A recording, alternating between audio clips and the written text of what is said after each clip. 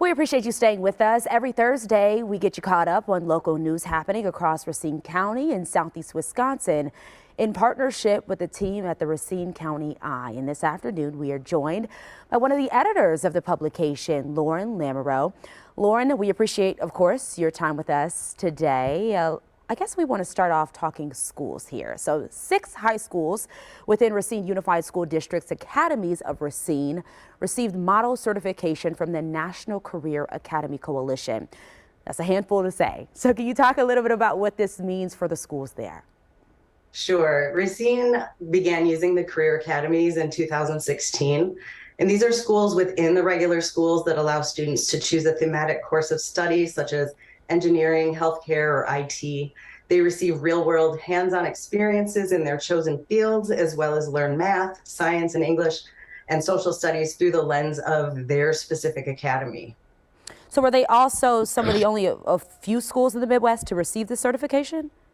Yes, actually, they are the first in Racine County, but they're also the first in the state of Wisconsin to receive the certification.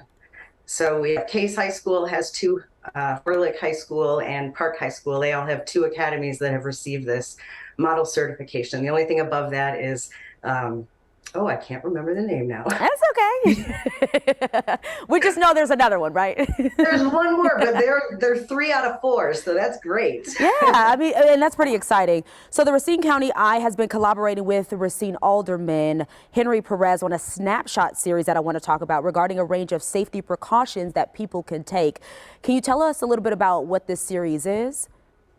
Yeah, so it's no secret that the city of Racine has seen more than its fair share of violence recently.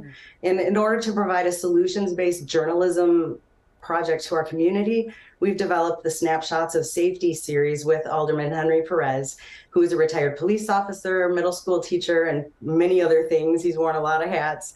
So he's a concealed carry instructor, crime prevention, ALICE instructor, so much more. And with that being said, of course, we are summertime, so of course we have beautiful weather. And this summer, a lot of people just want to get outside and looking to enjoy the sunshine. By one of those things, you can go for a jog. But Perez reported that one of his friends had a scary experience when going out for a run. So can you give us a few tips on what people can do if they do want to stay safe while out, maybe exercising? Sure. So the first thing that Henry talked about was to make an emergency plan and share it with your loved ones. This would include your physical description, a DNA sample, or a fingerprint, anything that would be important in case you go missing, and then sharing with your loved ones, of course, when you're going out, what route you're taking, and all of that. Bringing along self-defense items such as pepper spray or a flashlight or even your keys that can double as a self-defense weapon. And of course, have your personal identification with you. Something else we have to talk about in the world of technology that we are living in. How can our smartphones play a key role in protecting our movements? Well, smartphones are an excellent way to help find someone if they go missing. Just turn on that tracking feature before you head out for your jog. And then on the other side of the fence, though, you want to make sure that you don't disengage with your surroundings. Like if you're listening to music while you're running, you don't want both of those earbuds in your ears so that you can't hear other people coming up behind you or whatever else might happen. Yeah, I have to stop doing that too. Okay, so can we talk about businesses?